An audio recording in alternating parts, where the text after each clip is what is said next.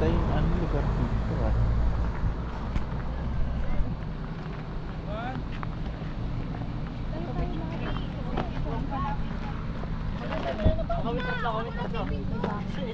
May baka pa nga eh. Tuwa nga ako sa baka.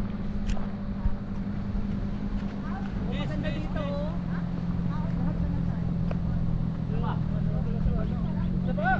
tayo.